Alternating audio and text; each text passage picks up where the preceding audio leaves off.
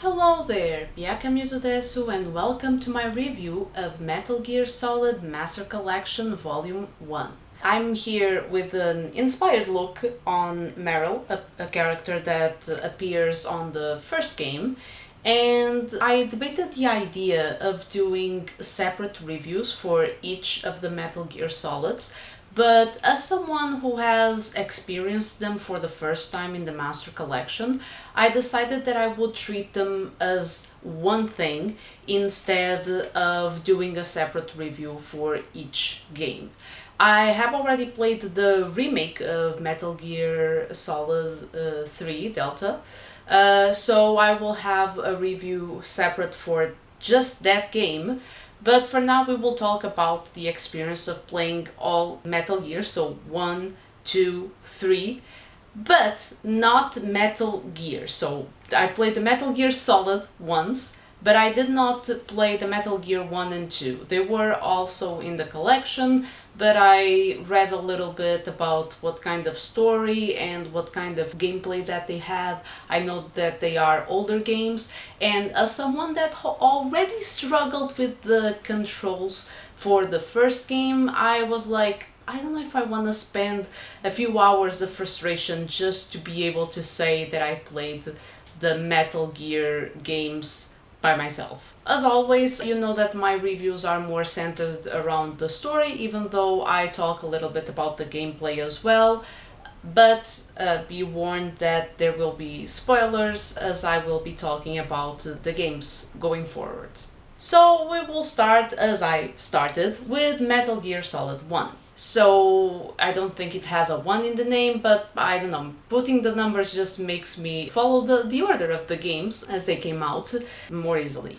So Metal Gear Solid 1 presents to us Snake, who is the protagonist of most games, and then we will enter on the very treacherous territory of discussing which Snake. But for now, we have what is called, I think, Solid Snake. I think that's the one that is on the first game, and or just Snake. I don't know. Honestly, I've lost myself on the subtitles that each Snake has. In my mind, I know which one is which, so I know they are not the same.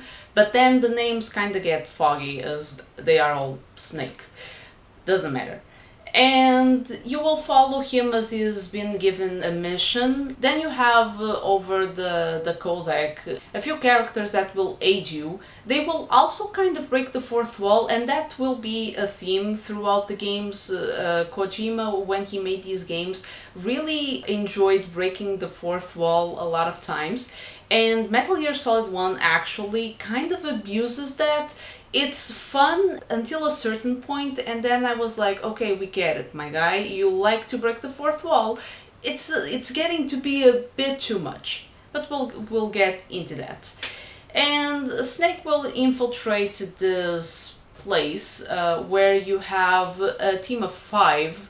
I think it was 5 dudes that are trying to stop you in your tracks. And actually, as someone who has played the 3 games in a row, I will say that for me the one that stuck to me the most was Metal Gear Solid 3, but that could be because I played the game technically twice by playing the remake, but I feel like the games are almost the same. They have a few differences here and there, but honestly after a while it's kind of difficult to really separate these very similar teams with different mechanics, I must say, but more or less the same kind of focus. You have these physical enemies, these bosses that you will have to fight as you reach certain stages of your progress in the story. But you have different characters for each of them. For me, the ones that I remember best are characters like Meryl. She's a fellow soldier that is in the facility also trying to gather information. She's a very green soldier because she's the daughter of the colonel that you're talking to, and it's like, I think it's her first day on the job, or at least one of her first missions, and Snake is like always, you know, he flirts with her, he teases her because she's not really yet field ready, or she doesn't yet have the experience to be there. But she is an interesting character and she will do her part. She will also represent someone, well, someone for Snake really deal with more on the field, and Otacon as well. Otacon is very fun because this is the first game that Snake will meet him, but then that friendship will go on and Otacon will be like his bro on the next games. I will say that in Metal Gear Solid 2 I feel like they kind of ruined Otacon for me, but we will also get to that point. You have all these bosses for you to fight, but the main storyline here, you also will meet Ocelot for the first time, and Ocelot will be in all games for one reason or the other, and on the third game you find out why, but Ocelot is just a mood. Be it old or young, he's, I don't know, he has his own personality and quirks, as all the characters, but Ocelot is something. You also have the character that is kind of the, I cannot say big boss because that's a character, but you have this character that is his rival, I guess, in the Metal Gear Solid 1 setting, which is, I actually forgot his name. His blonde brother. I cannot for the life of me remember what was his name. But he's very flashy, and they have this conversation about how they are the result of experiments because they are the sons of Big Boss, which is a character that you won't meet until the third game. And they were the experiments to kind of reproduce this super soldier, I guess, because Big Boss was a very competent soldier, and they were like, one had all the qualities and the other one had all the defects, and that was supposed to be like, the blonde guy was supposed to be the very marvelous one, but apparently having a lot of brother-father issues, I'm not too sure, and Snake was supposed to be the failure, the one that has low qualities, or the defects, I guess. But Snake apparently killed their father. That's the whole thing that makes him mad. And I don't know, he feels like he lives in both the shadow of his father and his failed brother. He has a lot of complex. The guy needs therapy for sure. But no, he just thinks that a fight where he can finally probably kill him. I don't really understand. He hated his father, but at the same time he's mad at his brother because he killed the father. I guess it's a love-hate relationship. But you will face a lot, his whole team, before being able to actually face off against him. The ones I remember best are, well, they all have very specific mechanics, but you have the ninja, you have Psycho Mantis, which has a very interesting mechanic that shows Kojima's ability to introduce new ways of exploring the physical media and just make the player as involved as the character. You're already involved as a player, but playing with this, take out your card, or now on the PlayStation 4/5, because the Master Collection is for those consoles, changing from player 1 to player 2 in the menu, so Psycho Mantis can't really predict your moves. It's a very out-of-the-box way of dealing with a boss. It's really, I understand that it was very innovative for the time. It still baffles you now. It's also very fun, although I was a little bit offended as well, how Psycho Mantis kind of gives you a resume of the way you have played up until that point. I was kind of offended because my aim sucks and I died quite a few times. But yeah, that is very interesting. I would also have loved to see him comment on the games I have on the PlayStation, but unfortunately that was already limited when it came out on the PlayStation 2. I think it would actually comment at least a few games. There was like a repertoire of games, but here they don't really make any comments about that. I feel like that's a shame. Sniper Wolf also has, well, she was a pain in the ass to deal with. Sniper Wolf is absolutely awful as a boss fight. In those kinds of controls, it's absolutely horrendous. I wasted so much time trying to defeat her. She has a very interesting story with Otacon. It was actually very endearing to see their story. Tragic, but endearing. And I think the bottom line of that game is I think it has an interesting story. Although it introduces Snake, I also feel like it's a little bit generic. I feel like even though there are very funny moments, it also breaks the fourth wall a lot of times unnecessarily.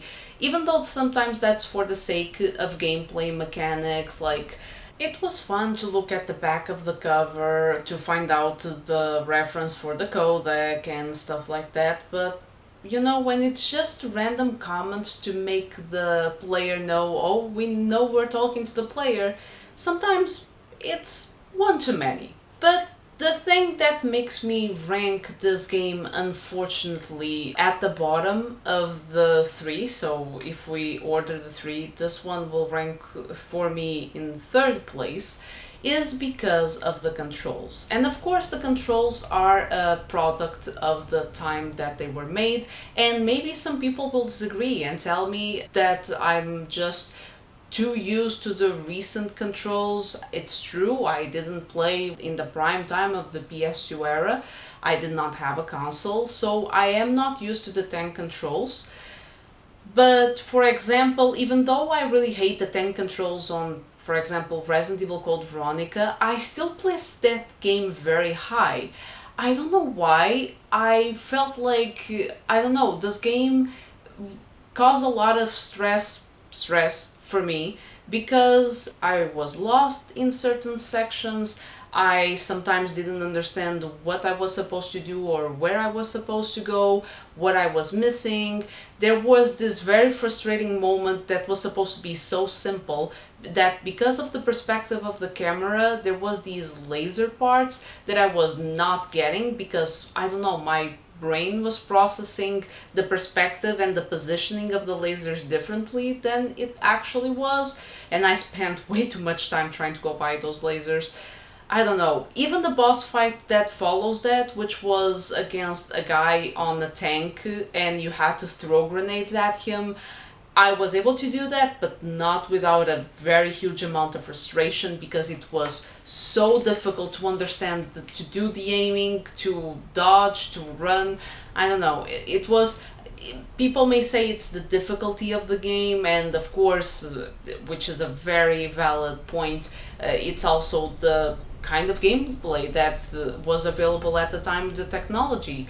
But I feel like it's my right to also not enjoy this experience as much because of the controls. Then we move on to the second game. And the second game, we would think that it's a sequel, and it kind of is chronologically, but we get a new protagonist, which is Jack. Jack, or he had a code name, but I only remember that he was Jack and Rose because of the reference to the Titanic. I know that people were like, how can you place Metal Gear Solid 2 above Metal Gear Solid 1? I feel like I have already made my point clear about why Metal Gear Solid 1 is ranked lower, but Metal Gear Solid 2 does improve the gameplay, so it was, in terms of gameplay and controls, it was better. Sorry, I don't want to say that it improves gameplay, it improves the controls, because it's clearly a few years forward and there's a different kind of controls for this one. And I find Jack interesting as a character. I don't know, maybe I did not wait for a sequel and so I was not expecting to see more of Snake, even though he had an interesting story to him in the first game. But I liked Jack. I would say my critique to the game is, up until the last boss, the game feels very much like a repetition of Metal Gear Solid 1. you have a team of freaks that you have to defeat until you finally reach the actual villain, which is once again someone related to Big Boss, because after the whole conversation on Metal Gear Solid 1 about the two brothers, and at the end of the Metal Gear Solid 1 you actually find out that the brother with that was some kind of social experiment, because the blonde one was told his entire life that he was the failure when he in actuality had all the qualities. Yeah, that's right. And he was made to believe that he was the failed one, while Snake, the failed one, was told that he was the exceptional one.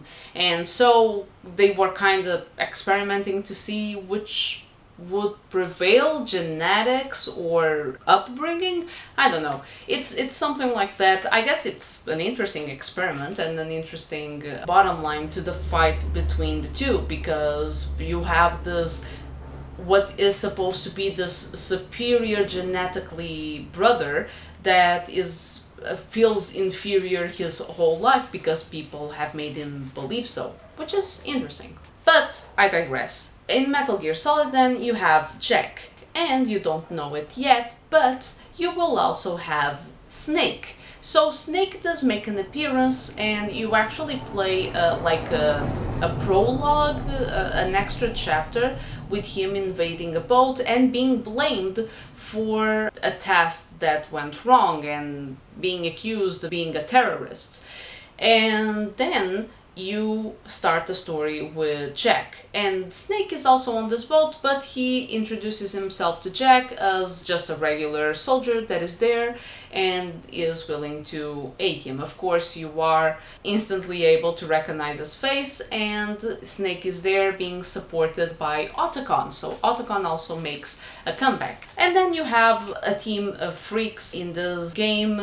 They are all very supernatural in their mechanics, because you have this woman, I think her name is Fortune, where she doesn't die. She's able to dodge bullets or make them change course.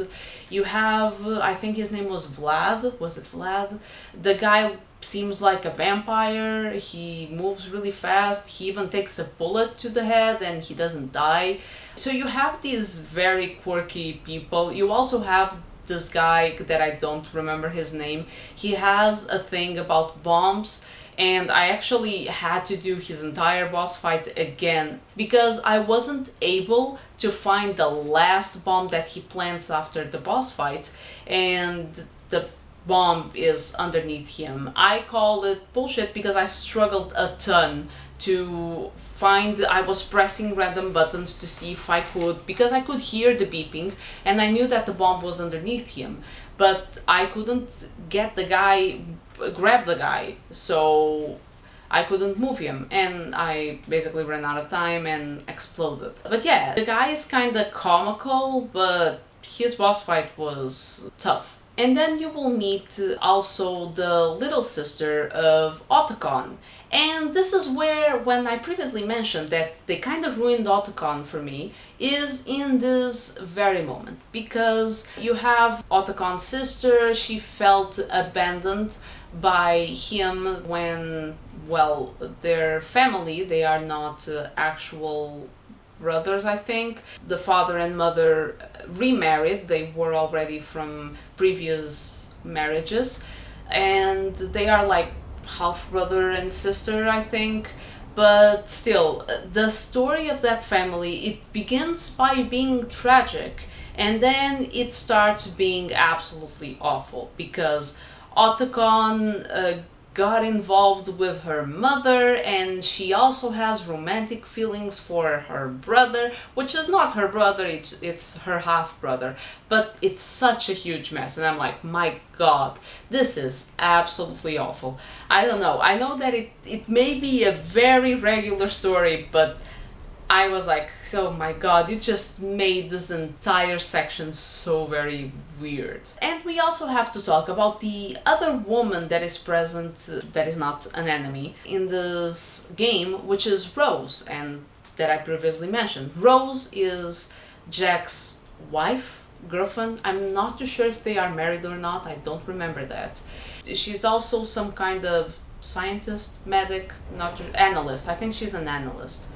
And she's there to support Jack even though he didn't want to, because Jack has some childhood traumas that he needs to deal with.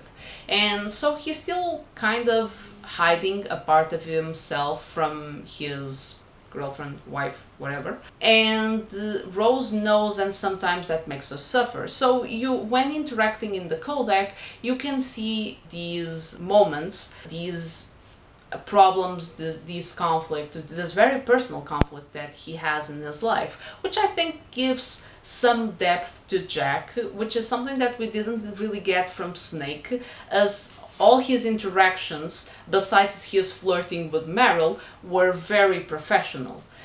So it's a nice change of pace. But you do feel like that you're playing kind of Metal Gear Solid 1 all over again, but with different characters in Metal Gear Solid 2, and then the game explains to you why you are feeling that way. It's because this is supposed to be an experiment to see if they can reproduce the same results, the success that they were able to achieve with Snake by trying to make more or less the same setting with Jack.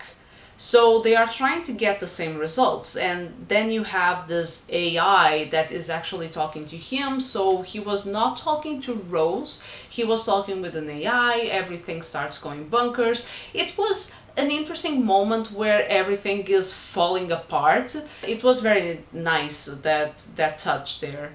And then the final moments of the game, and I think that's why a lot of people may think well of the game, but although there's a part of the community that does not really like that Jack is the protagonist, is the AI comment. And as someone who's playing this game for the first time now, I felt like the AI comment made at the time still holds up very true in today's standards. The warnings and the critiques and all that. So if you don't know this AI monologue that takes place in Metal Gear Solid 2, do check out, just for some reflection and critical thinking, because it's very interesting that it was made so many years ago and it's still so up to date. Also, let me just make a comment, because I don't know why they decided to give some very, well, I mean, we gotta appreciate, we have fan service of Meryl's butt on Metal Gear Solid 1, and in Metal Gear Solid 2 they decided to give you fan service of Jack's butt, because he has this very tight suit. And there are some camera shots where they purposefully are showing, you know, the lower region of Jack. You will also have a very weird moment where Jack is trying to save the president, and the first thing the president does is grab his crotch. So that's a moment there, I guess. I don't know why. But it is a very interesting game. It feels like a revisiting, even though they say it's on purpose, it feels like a revisiting of Metal Gear Solid 1, but even though it's a revisiting, I will still, thanks to the controls, place it higher than Metal Gear Solid 1. And now we move on to Metal Gear Solid 3. And if you haven't made the math until now, or keeping track, Metal Gear Solid 3 for me places the highest. Oh, not forgetting that we have the third brother as the final boss of Metal Gear Solid 2, which I think his name is Solidus Snake, I think. Oh, I remember, the name of the blonde brother is Liquid Snake. How could I forget? It's Solid, Liquid, and Solidus. And the guy is very old. I thought for a second that he was supposed to be Big Boss, but no, he's just the very failed brother, I guess. They didn't even mention him on Metal Gear Solid 1 and decided to make him the final boss on Metal Gear Solid 2, as he was also Jack's mentor. But he is supposed to be the failed of the three brothers, but he also idolizes the father, he wants to be like him, and that's why he also uses the eye patch, just to try to be closer to him and whatnot. But yeah, honorable mention to the third brother. So in Metal Gear Solid 3, we go and we finally meet the future big boss. So we are playing with Snake, who is exactly like Snake from Metal Gear Solid 1, and we get to know his story. So we are now playing with the father and not the son. And Metal Gear Solid 3 has a very interesting story. We can see that he's a very experienced soldier. He is sent to grab a scientist that was supposed to be taken to America to be saved, I guess, from the Russians. And of course this mission fails because his mentor, boss, has actually betrayed America, joined the Russians, and stopped his mission on its tracks. It's really interesting because you see how debilitating he becomes, and then you return to kind of try to stop the nuclear menace that is taking place and to take the scientist. The scientist was working, and because you are not able to take him out in time, in a mass destruction device, which is the Shagohod. I think that's the name. It's kind of weird. I don't really understand how this works as a menace because it's a moving vehicle that goes very fast, but you kind of need a big straight lane to actually man it because otherwise you can't get the speed that you want. But it allows you to send a nuclear bomb or a nuclear missile to anywhere, so it doesn't have like the limitations of being able to, oh, it's just on a certain radius. No, you can launch it technically anywhere on the planet, I guess. It's weird. It seems like it shouldn't, it's not that practical or that innovative, but I guess it gives you no limitations in terms of range, even though there are other limitations. But I guess they are easier to go around. You will also meet the other scientist that will end up being tortured. You will also meet the other scientist that was actually the one that made the Metal Gears that you have to fight in the first Metal Gear Solid. In the second one they have like the other that are on the ocean. It was Metal Gear Ray. The Metal Gears, the way they make them, they look like mechas almost alive. It's kind of weird, but we have no explanation for that. On that subject, the supernatural elements that Metal Gear Solid 2 had, they suddenly tried to give an explanation as to why Fortune was able to change, no bullets could harm her, by saying that it was just technology. But then she is also able to do it without the technology because she believes she is a psychic. I don't know, they try to give a logical explanation, but then again nobody explains the vampire creepy guy. I don't know, it's weird. And once again in here you have Boss and a team of 5 guys. Is it 5 or is Boss the 5th one? Probably the 5th one. But you will have to face these menaces, this team of very weird people that will have very different mechanics. I will say that one of the toughest boss fights is the end, because the guy, going after the guy, trying to hide, try to out-stamina him, all the options are terrible. It just makes for a boss fight that is so very long and very tiresome. It is a test of resilience, for sure. All of them have different mechanics and different situations, but the other boss fights are more doable and less time-consuming. But I do hope to talk about Metal Gear Solid 3's details in a more deep way when I talk about the remake and some comparisons between the experience of playing the original and the remake. So we will only touch the surface about Metal Gear Solid 3. I will say that the gameplay, the controls are the easiest to deal with in this one. The stealth, the aiming, the mechanics, everything just works very well. The controls are by far the best.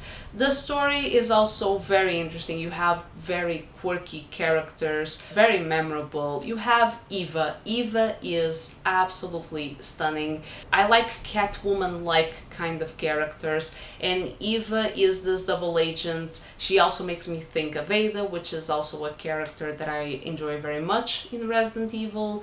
And her personality is awesome. The way she's able to change between roles as she's pretending. Everyone knows a different side of hers. You have Volgan thinking that she's Sokolov's lover. You have Sokolov thinking that she's Volgan's lover. You have Boss seeing her being punished by Volgan. You have Snake questioning which one she is. She's doing a lot of work and a lot of double. I don't know if it's only double agent. She just you don't know a ton about her. She's very mysterious, but her personality is really nice to just see. And the way she just interacts with Snake, I think that's what makes both characters shine, is the interactions between them.